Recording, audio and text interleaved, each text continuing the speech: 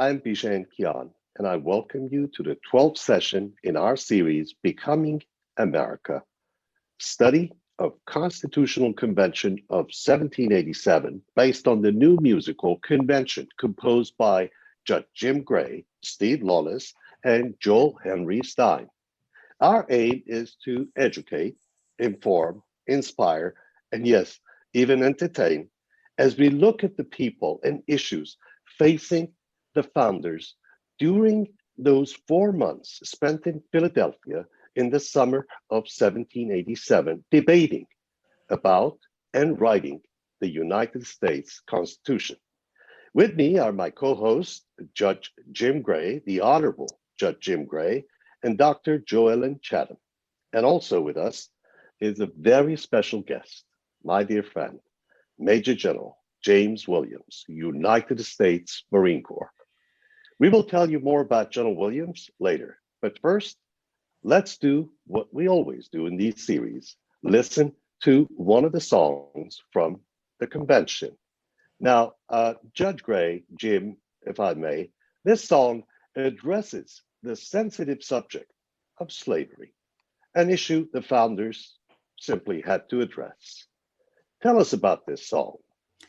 Well, Bijan, there were many issues, of course, that the delegates were debating, arguing about, trying to strive for. But really, one was irresolvable, and that was slavery.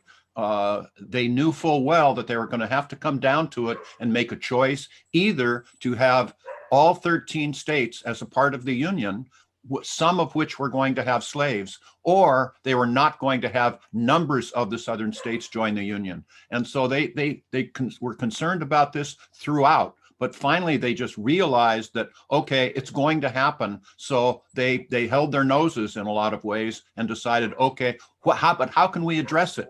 You'll find you can look through the entire Constitution. You'll never see the word slave. You'll never see the word slavery, but they finally just did ignore it. Well, so that's what we called the studied silence. And at the end of the song, as you'll hear, they say, we'll ignore it, but it's a scourge from hell, that sort of thing.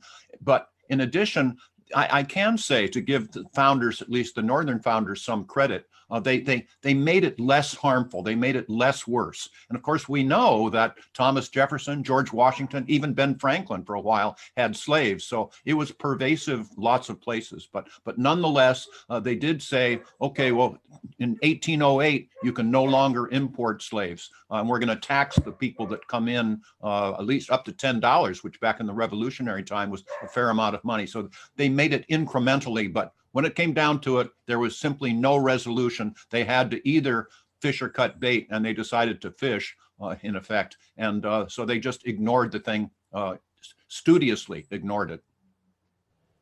Thank you, Judge. Now let's listen to the song together, and then we'll come back to our conversation.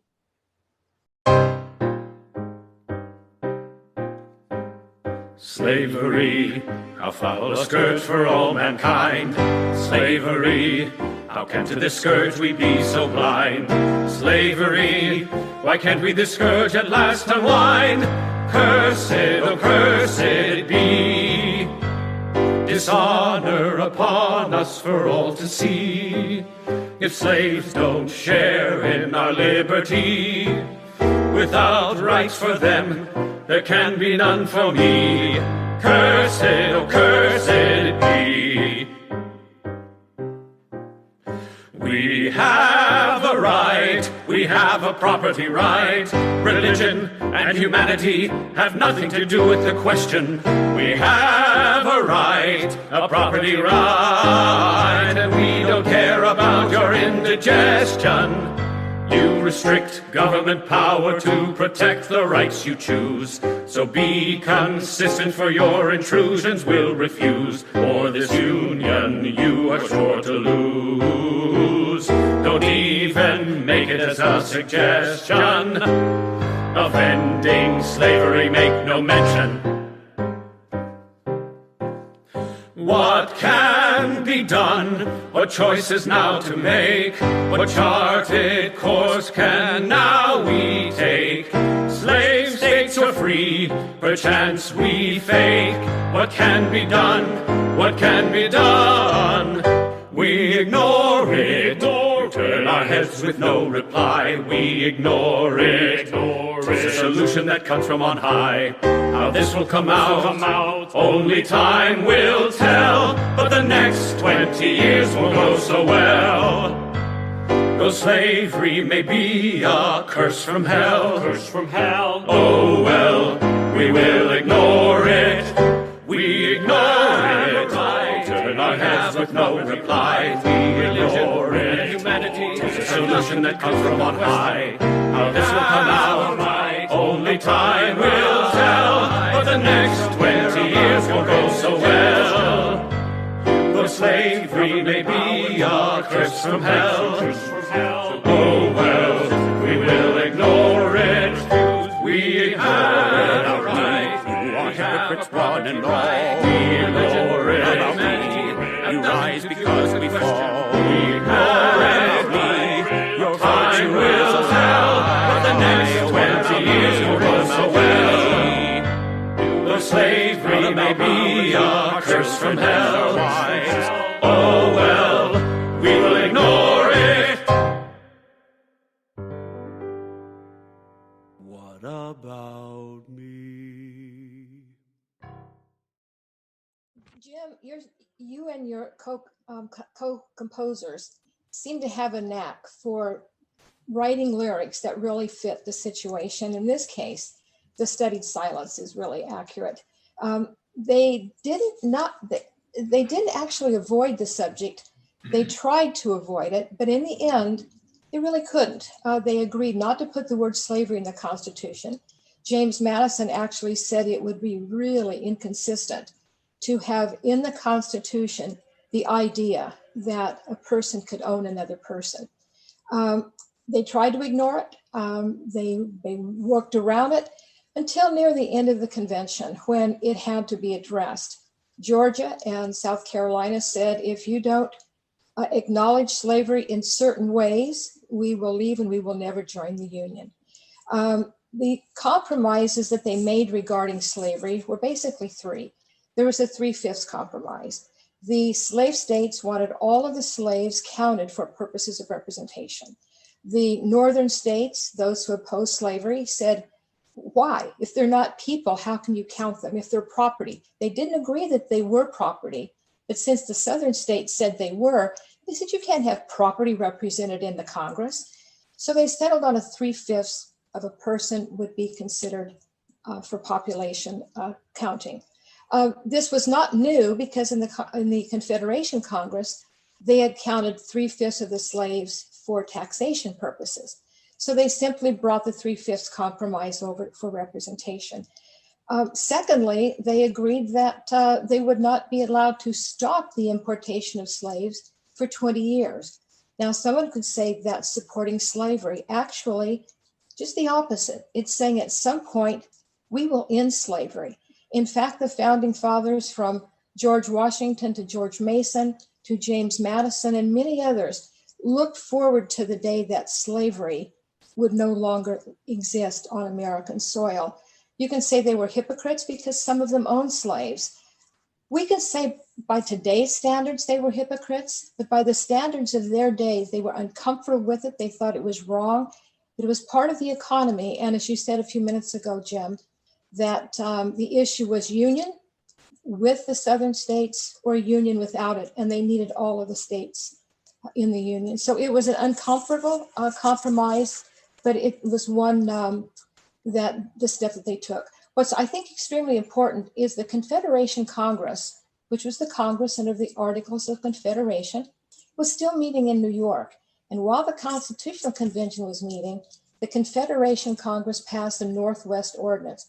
And that Northwest Ordinance abolished slavery forever in the Northwest Territory. So eventually slavery would die in this country, but it would take a while. It wouldn't end with the Constitution. Well, Joellen, and you're right. And of course, now our audience continues to know why we sit and listen when Joellen talks. She's very schooled on this. And this was your idea, Bijan, but our program is called Becoming America, and it's for a reason. As we have said before, we'll continue to say that America is a perfect idea. The United States of America is a work in progress. And that's what we were seeing in the Constitutional Convention, that, we did abolish slavery eventually. We did say no importation of slavery 20 years thereafter in 1808, I guess it was. And then I can also see, let's see, in full gear, there were effective emancipation programs in Massachusetts, like I said, but also in New Hampshire, Connecticut, Rhode Island, and Pennsylvania. Then there was a blight. The United States Supreme Court back and this was in 1857, so many years thereafter, the United States Supreme Court in the Dred Scott case tried to, in effect, circumvent the Civil War, tried to, in effect, judicially decree that, okay, we're going to have slavery. And Dred Scott, in effect, said, no, you're not a citizen, so you don't have standing. You don't have the ability to bring this lawsuit. That was a blight, I think, on the United States Supreme Court. We are very fortunate today to have my dear friend, Major General James Williams, United States Marine, who can really, I know no one who can explain this better than General Williams. General Williams is a military leader. He commanded the largest division in the world at one point. That's the 4th Marine Division. And his soldiers know General Williams as a teacher, as a commander, as a guide, as light that showed them. General Williams is also a recipient of Ellis Island Medal of Honor, an award that 7 presidents of the United States have also received. Now, General Williams, you carry a copy of the Constitution of the United States with you all the time. I have 2 questions. You carry the Constitution with you right now on your person, but you also carry the Constitution, the actual document. And I want our viewers to hear about that. And I want to start with those 2 questions. Why do you carry the Constitution of the United States with you? Thank you for joining us. Well, thank you, Bijan. Thank you for your kind words and introduction. And I'm sure it's not as well-deserved as you've laid out, but thank you in any case. Well, thank you very much. And thank you to Dr. Chatham and Judge Gray for allowing me to be here with you today.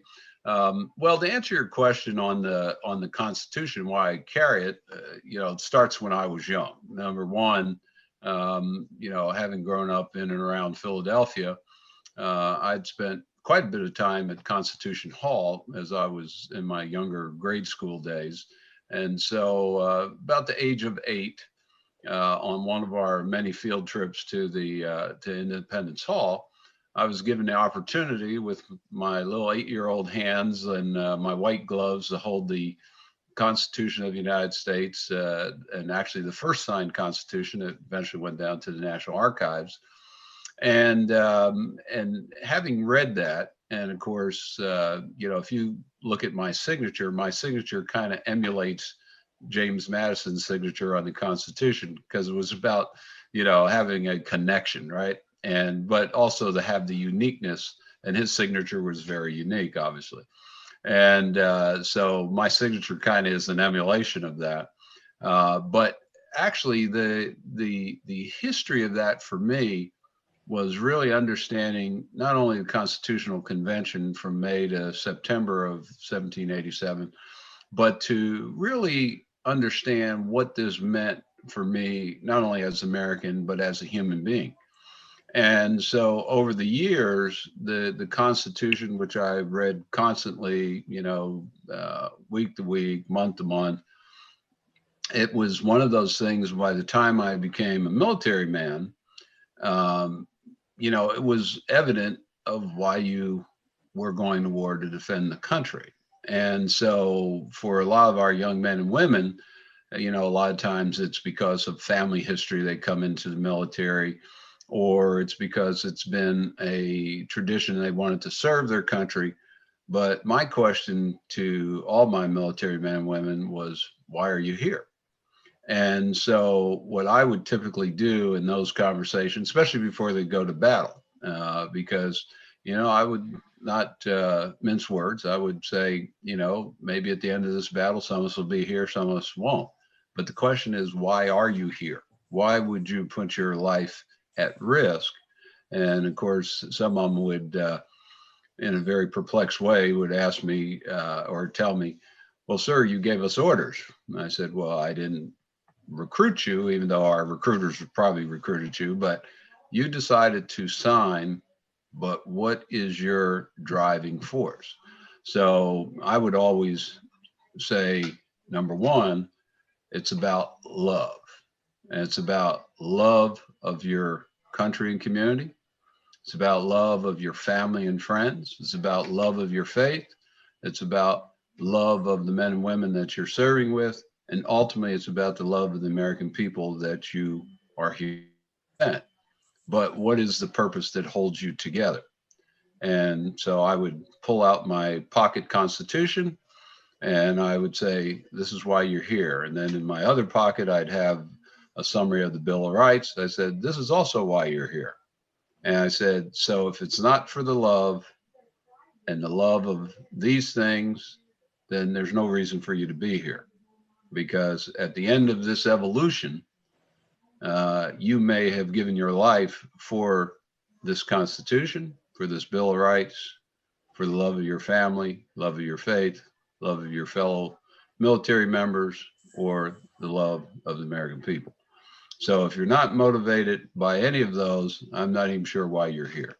So that became sort of the theme. And so that was part of the education. And for some of them, it was an eye opener, because even when I'd asked them, did you not learn this in school? Well, sir, I think we glossed over it in the third semester of week 5. And that was about all we got. And so I used to make them read the Constitution, and then I'd quiz them on it. I'd say, okay, so what does chapter and this amendment or that amendment say? And I'd give them a little preview and say, this is what I'm going to ask you. So when I come back, you better be prepared. And it didn't matter where they were on the battlefield, where they were on the Syrian border or in the Hindu Kush in Afghanistan. They always knew that there was a test coming. If it wasn't from the enemy, it was going to be from me. So that was the essence of why that came about. General Thank Williams, you so much, General Williams. Yeah, in general, it's interesting because if you go back to the 1787 period, there was a religious requirement in the state of Pennsylvania. You had to believe in one God and the divine inspiration of the Old and New Testaments. Well, Jews who lived in Philadelphia could not run for public office, and they couldn't vote because they could not sign off that they believed in the divine inspiration of the New Testament. And a Jewish leader in Philadelphia wrote a letter to President Washington. He was president of the convention and the convention itself, and said, we are Jews who have fought for this country. We contributed financially. We suffered as the others did. Yet we cannot exercise some of the liberties that we fought for, including voting and running for office. Today in America, there are many African Americans who say the same thing, that there's this Constitution that gives rights, but even after the Civil War amendments, many African Americans were denied those rights. There were legal restrictions against African Americans. So just as the Jews felt uncomfortable at that time, there are many African Americans today who feel uncomfortable about the Constitution and reject it. What is your experience? What would you say to those people? I mean, you obviously love this Constitution in this country, but there are some who don't. Well, I would maybe take it a step further and say, maybe it's not that they don't love the Constitution, it's that they didn't think the Constitution worked for them as a co-equal human being in America. And that's a little bit different. And because I think even if you look at today and you ask yourself about the protests, and I have conversations all around the country or around the world about this particular issue. And I think part of it comes down to the economic freedoms that people have to be successful. And so when and I always put this in the context of education, that if we're going to educate people, one of the things is, for me, I don't want to have smart, poor people in America. I want to have people with an economic opportunity, but sometimes that economic opportunity is blocked either by race or by policy or by incarceration. And I've spent time on the crime commission, and I've had many, many conversations with district attorneys and other prosecutors, and how they look at the law and how they interpret the law and how it's applied to different people. So, and I don't think that anybody could sort of look at the application of the law and say, why do we have so many people of color incarcerated? So, for example, here in Texas, as I like to say, as I've said to our governor multiple times and our crime commissions here, is that we are the most incarcerated state in the country, which makes us the most incarcerated state in the world. And why is that? And so when you go back and look at things like the programs that have released our prisoners, they started right here in Dallas. So when we had a prosecutor, a guy named Henry Wade many years ago, who would incarcerate people for obnoxiously long periods of time. And so when the Freedom Project came about, the first three people that got released were from Dallas County here in Texas. And subsequently, our state recognized that there was a problem. So those that were wrongly convicted and then eventually were released, some of them after 30 years or more, the state actually pays them. They can't get their years back, but they get some economic help because, as we all know, one of the most difficult things for people of color to do is get a job after they're incarcerated. Doesn't matter whether it's for 30 seconds or 30 days or 30 years. This is a real problem. So the other challenge for me is the burgeoning homelessness as it relates to how we apply the law to people of color, because everybody then turns around and says, well, I don't understand why these people don't do well.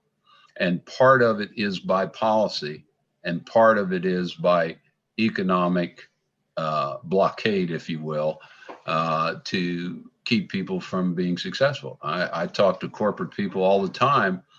They will not touch an individual, whether white, black, green, or purple, in their corporation because of the liability that person may bring to them. So there's this fear that once they were incarcerated, they must be persona non grata. So I don't want to hire them. So it's very difficult for people to get jobs. So I look at the Constitution as the guiding light, but with imperfect human beings, how things get interpreted becomes part of the challenge. And one thing that we can never get over is the biases that people bring for any number of reasons, and how those biases get broken. Sometimes it takes a while.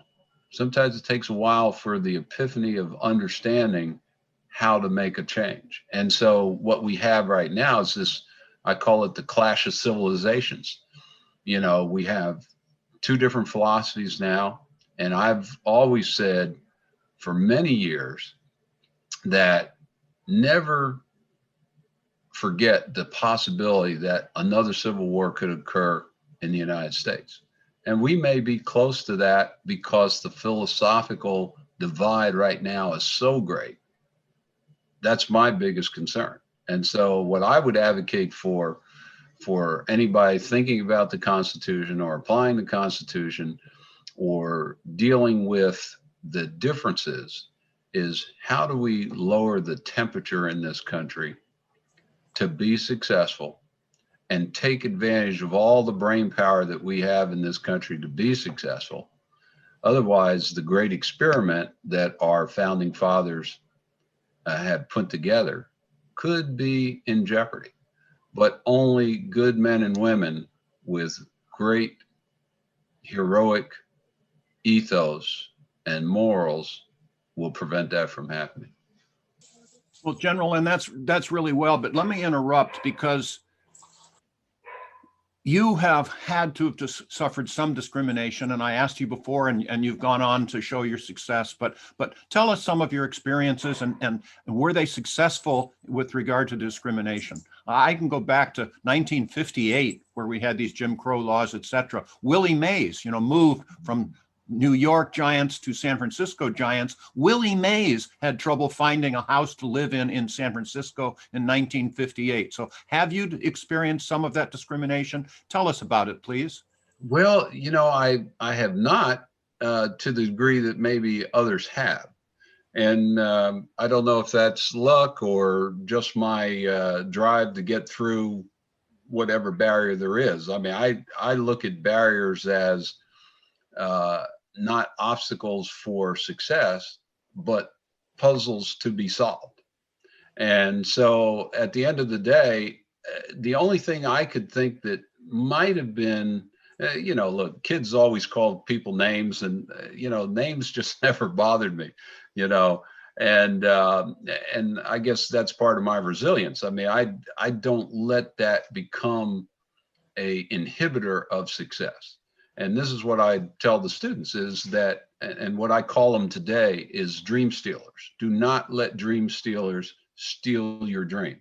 And the metaphor that I give them, I said, it's like somebody in a pit, and the pit's deep enough that you can't jump out of it and grab the edge of it. But a dream stealer can step on you and keep you down. But those that help you with your dream will reach out and grab you by the hand and pull you out of the pit. So don't stay in that pit. And that's the way I've always approached it. And I'll use a statistical norm here, because when I found this out, I thought it was quite interesting. So when I was in Afghanistan, I was up for promotion to general. Well, I thought, and of course, there was a lot of good Marine Corps colonels that could have been generals and so forth. And I didn't think I was really in the running, because some of my friends who were a little senior to me, I thought they would be the ones selected to be general. And then the next thing, I get a call from General Mike Hagee, then the Commandant of the Marine Corps. And he goes, and I was actually had been injured in Afghanistan. So I was in the hospital at Camp Health, and he'd have thought I was still in Afghanistan. So he called my wife, and Maria calls me at the hospital, and she says, well, General Hagee's trying to get a hold of you. So I had the hospital, because I was kind of just out of surgery. So I hadn't been able to actually turn over and actually make a phone call. So I had one of the nurses call the command center at the Marine Corps and get a hold of General Hagee. So he calls me and he goes, you've been selected. And this is the interesting thing. So the same day that the space shuttle crashed on its way back was the day he made that call. So in my mind, I was a little groggy out of surgery. And I said, well, was I selected to go find out why the space shuttle crashed, or did you want me to go back to Afghanistan? And he said, I thought you were still in Afghanistan. I said, no, I'm laid up here in the hospital. And he goes, well, you've been selected to general. And I go, no, you guys must have been drinking. And he started laughing in a roar's way. And then he goes, I said, what's the probability of that? And he said, oh, it's exactly 0.7. I said, so 0.7% probability of becoming a general in the Marine Corps. And by the way, I was the only one selected. And I said, no, that can't happen. And so the same thing happened when I was selected to Major General. And I said, well, I better retire, because I don't want them to do that if I was going to be a 3-star general. But, it's an interesting probability. I mean, you think about all the possible Marines, white, black, or green, that I would be the only one selected. And in fact, the president of my board, who I'd talked to later, he said, oh, there was no doubt you were the best guy. And I said, I don't believe it. I said, I know these other guys. I know that some of them were definitely better than me, but he said, no, we compared everybody and you were selected. Well, General, I was looking for an answer that you told us earlier as well, which is that no one in the world can make you feel inferior except you. Yes, absolutely. Yeah, exactly. I can I relate to that. I can relate to this question. And General Yeah. Williams, I want to go back to the Constitution and the question I asked you about carrying a copy of the Constitution with you all the time. Sure. You said something very important. You said, you know, we have a problem. 13% of our population is African American, and 33% of our incarcerated population comes from the same community. There is a very, very apparent problem there. And then you said that the Constitution doesn't work for an important part of our population. My question is a two-part question. If you were there, 1787, sitting next to Ben Franklin and next to George Washington and talking about all the issues and challenges, and you could introduce a discussion, a change, a line, a word, what would that be then? And now that we are 233 years after that date, what would you do today to make a change to the Constitution? And how would you do it to make it work for all of America? Well, and I'm going to kind of lean on the judge a little bit about this, because I think it comes down to the application of the law. Because at the end of the day, if you're going to incarcerate somebody, and one of the things I am vehemently against is the legislature dictating to the judges sentence guidelines. I think the judges ought to do what they do, which is judge, right? Judge on the merits of the case and apply applicable punishment if it's needed, or an applicable restitution of some sort, but to do it favorably. And I'm going to give you an example, because I had this conversation with a prosecutor who's still a prosecutor in the area here. Before she became the district attorney in one of our towns, she was assistant district attorney. And there was a case, a young African-American kid was homeless, was like 19, 20 years old, stole a $3 loaf of bread because he was hungry. So she decided to give him 20-year sentence. And I went to see her, and her first name is Sharon. I said, Sharon, what were you thinking? I said, let me put my taxpayer hat on.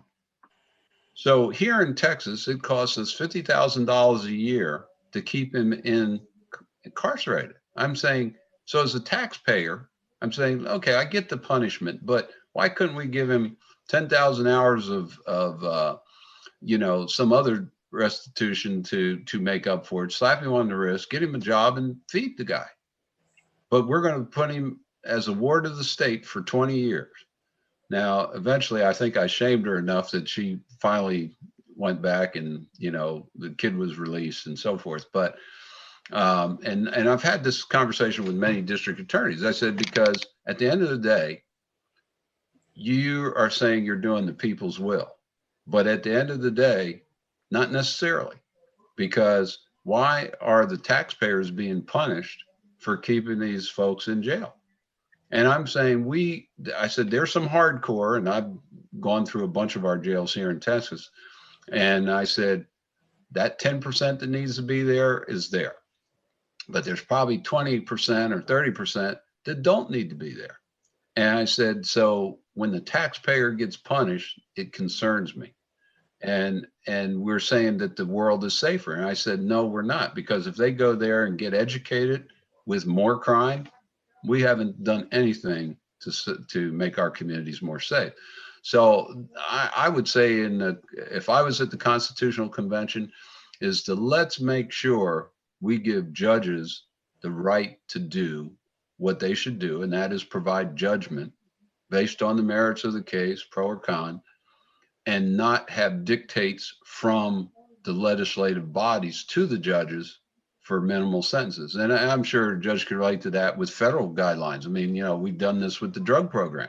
And you, if you were associated under RICO laws, you were incarcerated, even though you might have not participated, but because you were associated, you got a 20-year sentence.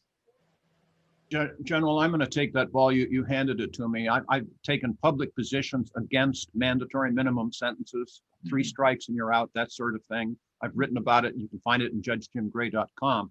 No one in the legislature has enough information to determine what a reasonable sentence is without knowing who the victims are, how much they were damaged, if at all, who the perpetrator was, what the circumstances were. You have to give it to judge's discretion. But on that subject a bit, because I know we're running a little bit out of time, and this is something that's weighing heavily on my mind. And you are one of the strongest people, I think, to address this question, and you'd agreed voluntarily to do it off camera. So thank you.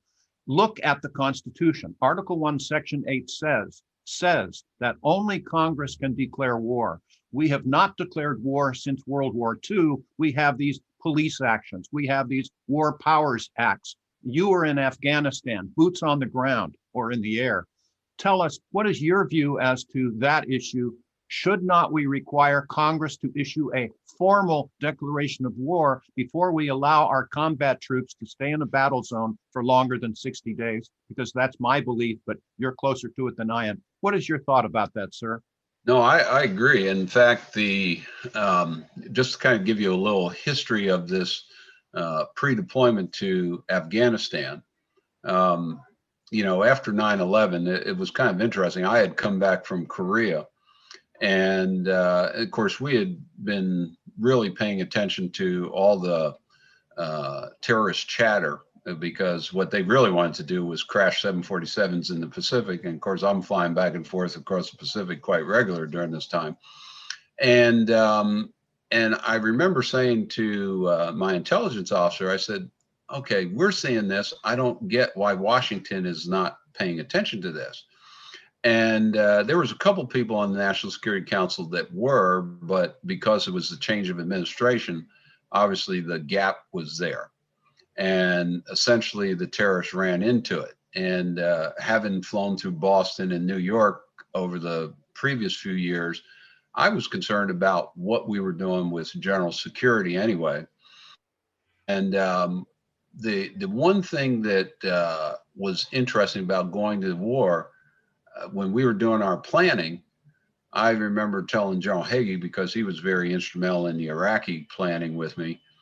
But when I went to Afghanistan, we had a specific mission, and it was about going after Osama bin Laden and his crew. And that we knew they were there.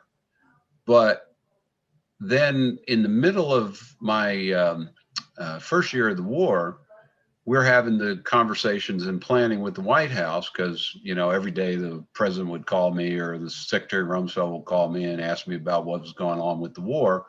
And then every day we would have a planning session with all the combat commanders and the Joint Chiefs about Iraq. And my comment in one of the meetings was, well, why are we going to Iraq? There's no need for us to go to Iraq. What we need is to focus on where we're at. And of course, being a colonel, I was outvoted very handily. But the problem was we did not have a clear end state. And to this day, we still don't have a clear end state. We have a potential end state, but we really don't know what it is. And so our ability not to foresee the future, or at least describe the future, gives us no target to focus on. And when you don't have a target, you obviously miss it. And so, as I like to say, $4 trillion later, we've missed the target. And now, have we reduced some of the terrorist activity? Absolutely. But the causes of terrorist activity are not really understood. And you're right. I think Congress needs to have the debate. But when the executive branch just does it, and I can tell you, I had this conversation with Secretary Rumsfeld, and if there was any time he was going to fire me, it was probably the conversation I had with him, which I said, Mr. Secretary, this is not the right time to do what we're going to do. And because we didn't know how we were going to end Iraq. And I used to say that every day. General, you said that in your schools, 22,000 students, you're teaching them to be Americans. What do you mean by that? Well, what about is what are the things they need to know as an American, how, customs, cultures, law, how to behave with the police, how to behave as good human beings, how to debate issues without being violent about it, debate issues in a intellectual way, form your arguments, discuss your points, talk about solutions. Maybe you won't all agree, but at least you have a civil way to get there. And that's a lot of that's missing. And I'm not even sure why that happened, but we just said we don't want it to happen with our students. Well, it's happening in our public discourse. Yeah. Our public discourse has gone to the streets and burning down buildings, and our leaders can't speak to each other in a civil fashion. You said earlier, too, that we have to tamper down the temperature. We've got to bring it down.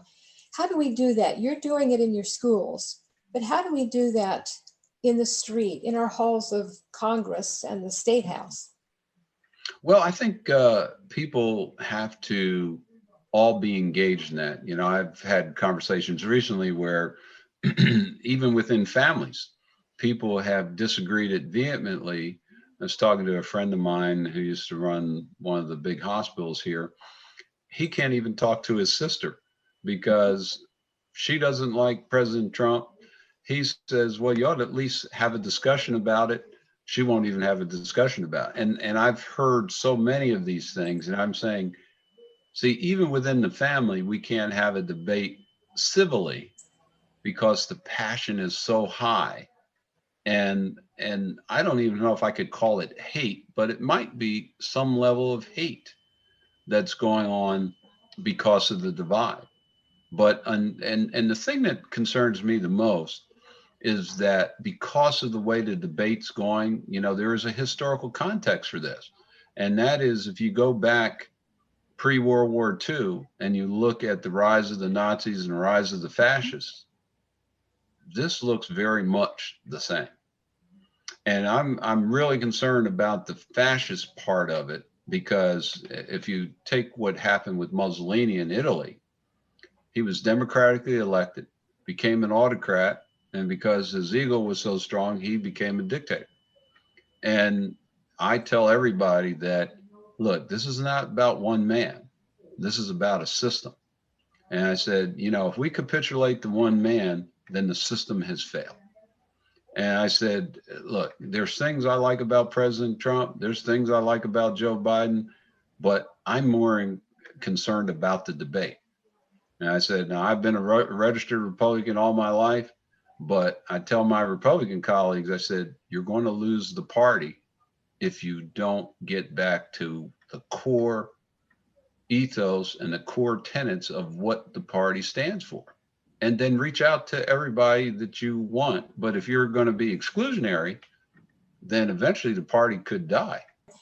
There was a can-do spirit. There was a spirit of the frontiersman.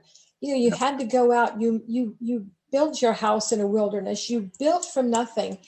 You became self-sufficient. But there was also helping my neighbor, because when your neighbor's barn was being built, you went and helped your neighbor. Today, that seems to be ebbing. We have more and more of, you owe me something. I'm not responsible anymore. I'm a victim and you owe me. Mm-hmm.